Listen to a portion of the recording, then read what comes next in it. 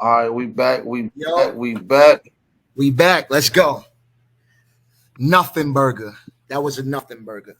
Now since y'all love to bring up Henry Louis Gates, right? What they fail to realize is that interview was in the year 2000. All right. The interview that Rick Kittles did was in 2010. So the human genome wasn't even completed. Let's play the video. This is what y'all all leave out, brother. Listen. So I called Rick Kittles and I said, Rick, did you tell Oprah she was a Zulu? He goes, no, man, she'd be dead up herself.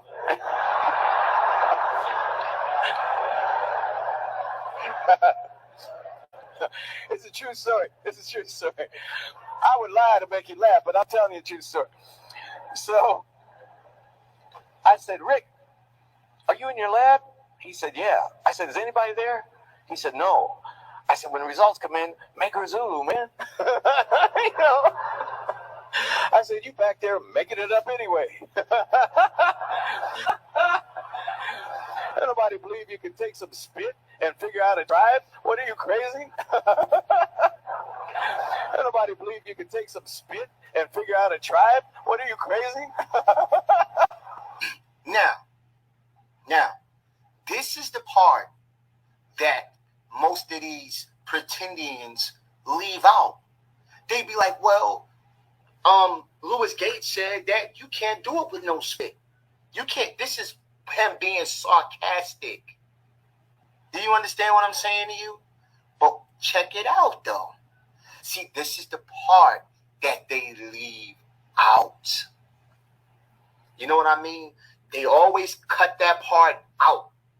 But you can't chase no spit. No. But let's see what he says in that same video. Don't use that shit anymore. Don't bring up Henry Louis Gates. This is the kind of amazing stuff that we discovered. Now, we gave everybody in the Series 3 test. If you're a man, we gave you a Y-DNA test. If you're a woman... So Henry Louis Gates has his own genetic company. So that happened in the year 2000. And in his book, Faces of America, it says Dr. Kittles had come to my home in Cambridge, Massachusetts in the fall of 2000. It's not 2010. This is what you guys all leave out. It's over. It's a wrap. Let's play the whole damn video in this context. Play the whole video, not what was done before. In the year 2000. See, they left out that part in the year 2000, not 2010. The Human Genome Project wasn't completed until 2003. Checkmate, hold that L. It says right here, the Human Genome Project is one of the greatest scientific feats in history. The project was a voyage of biological discovery led by an international group of researchers looking to comprehensively study all of the DNA, known as genome, of a select set of organisms, launched in October 1990 and completed in April 2003. So, of course, it wasn't going to be done right. Now, what did the human genome sequence, since it was a hoax, right? The DNA of African, admixed American, East Asian, European, and South Asian. All right? Now, let's go back up to that was my rebuttal, right? Now, let's go back to where I was at. Now, everybody loves to use this lizard. Oh, well, they sent the lizard DNA and it came back African, right? Now, my question is this. If you guys believe this, you believe anything, because I'm going to prove to you that this was satire. And I'm pretty sure he's going to still be foolish enough to bring it up in his next round. Let's play the video. Figured that I would try it with my iguana. Since I had done this successfully in the past, I figured that I would try it with my iguana. I collected as much saliva that I could, and decided to send it to 23andMe to see what kind of results I could send back. After a couple weeks, I headed to the mailbox to get the results. And I just can't believe that this actually worked. So I plugged the results into my computer, and as came back I tried African. to claim that my iguana Henry was Nigerian, Ghana, and Senegambian. But they also said that he had about 8% of European blood. I don't know what the heck's going on here, but I'm going to keep trying this with my other animals. Now let's see what else. Started off by taking DNA from our watermelon plant and splicing it together with DNA from our home chickens. We took the samples to a laboratory where we spliced them together and created a whole new species of plant. We were able to successfully plant the eggs, and they grew into egg plants. As you can see, the eggs that grow on these plants are that of chickens. This process could revolutionize what we know about farming and food. Thank you for... So let me guess. You believe that too, right? You believe that you can grow eggs. That place is a TikTok site. It's science animal satire. It's not real. It's exaggeration. It's for humor. But that is not going to stop you guys from sharing it.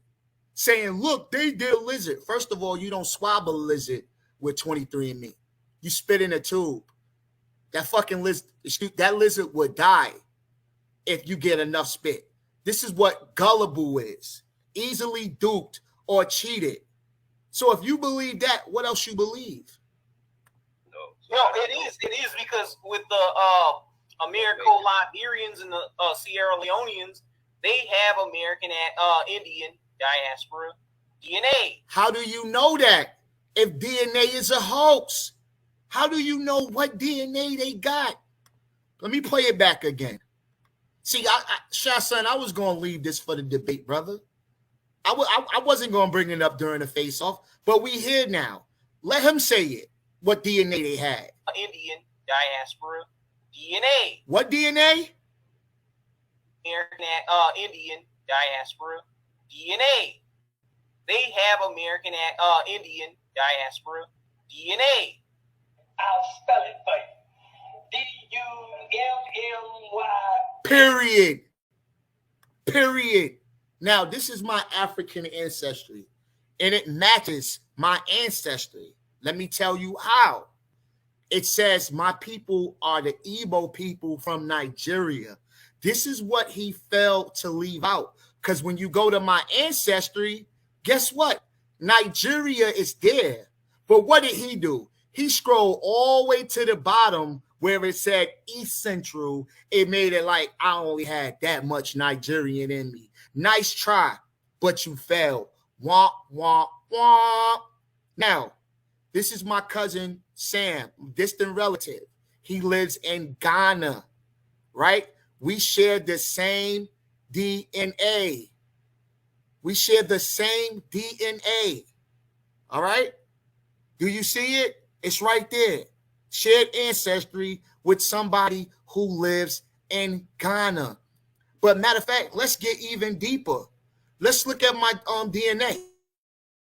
Majority of my DNA is African, 86%, right? But when you go down, you're going to start to see 6% Scotland. You're going to start to see that European. Now, when you look at my second great-grandfather, he's a mulatto, right? And that was in North Carolina, right? Who are the people who immigrated to North Carolina at that time? Many settlers from other British colonies came to escape high taxes and oppression and were of English, Scottish, Irish, and German descent. Throughout the 1700s and 1800s, more Highland Scots immigrated to North Carolina.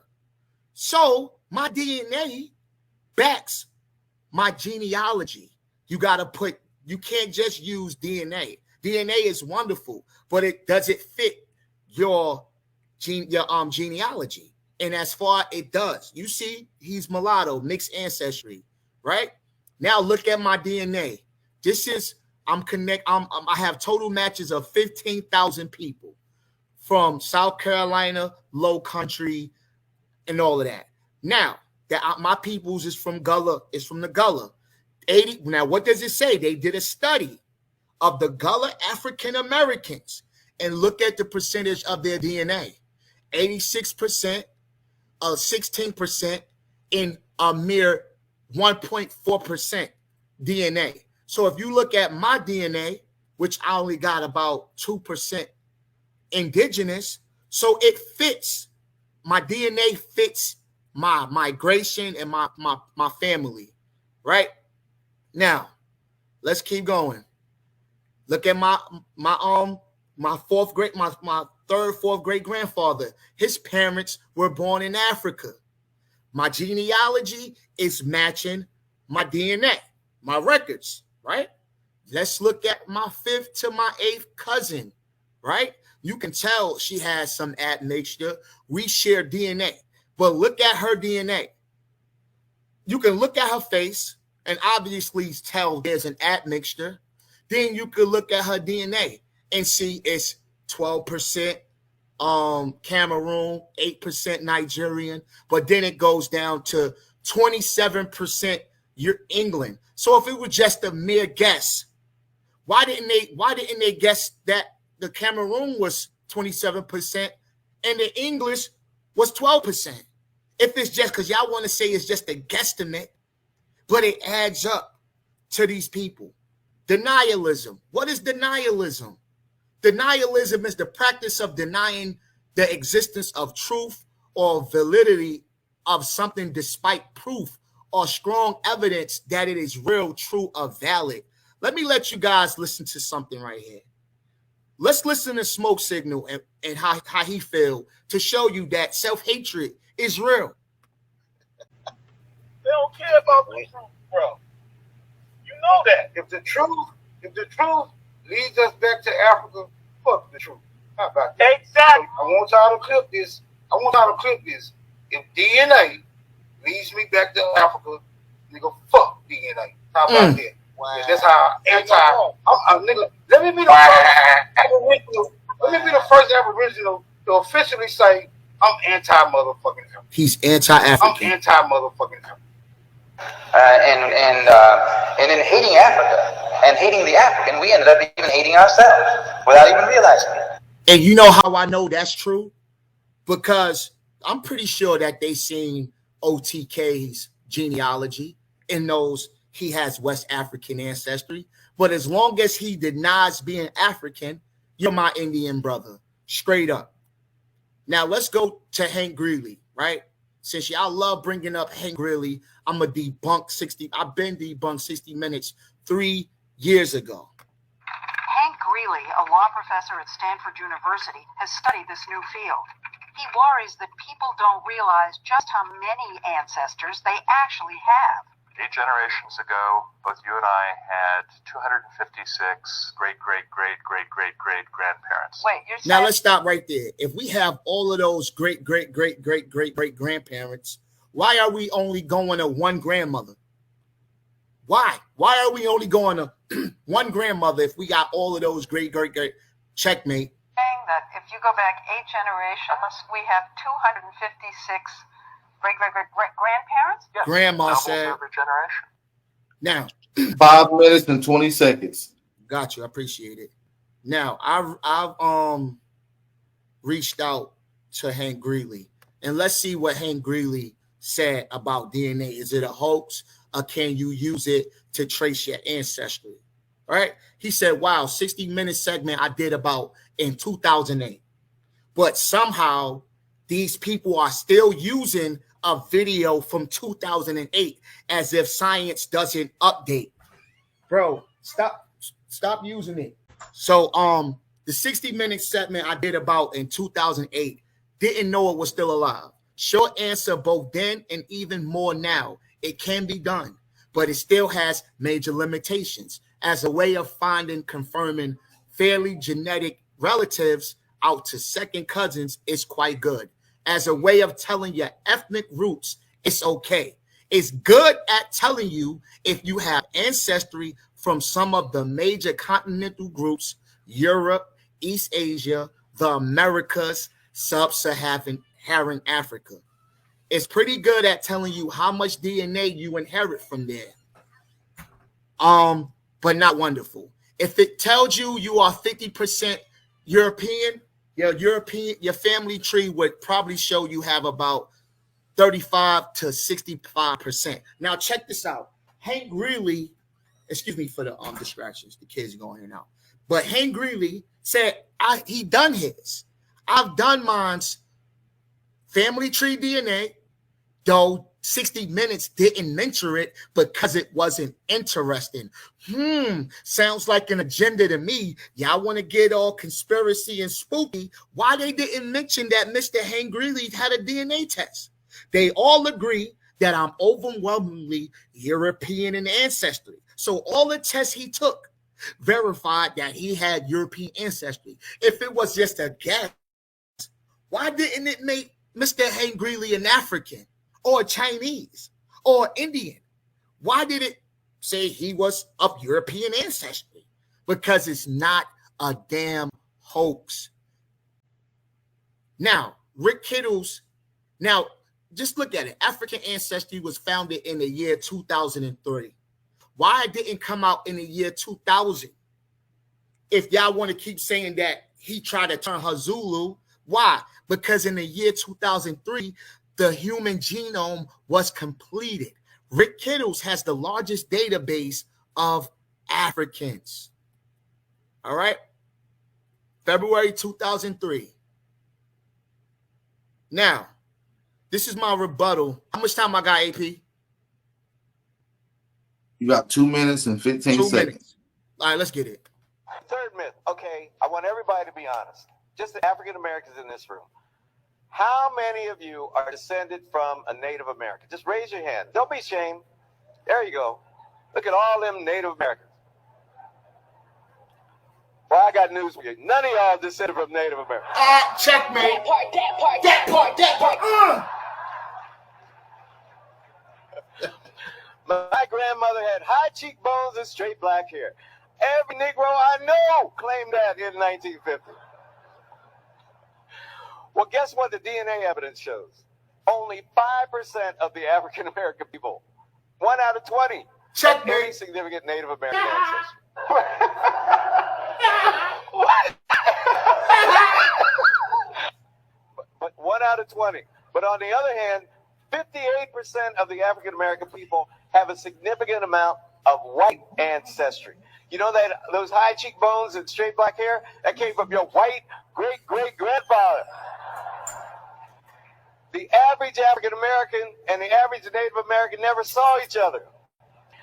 I don't know about you all, but you can't sleep with, the internet can do a lot, but you can't sleep with somebody you can't see. So you just, Ling just lied on Rick Kittles and said that he contradicted himself, but he just showed you why they wasn't mixed like that. Because you can't sleep with somebody you're not near.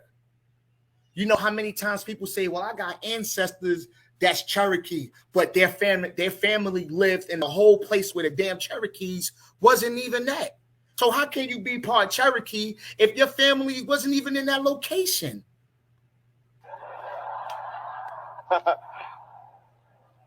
The average admixture for African Americans is the average black person is 77% black, 17.5% European, and 5% Native American. And I relinquish the floor in the famous words of Smoke Signal. I relinquish.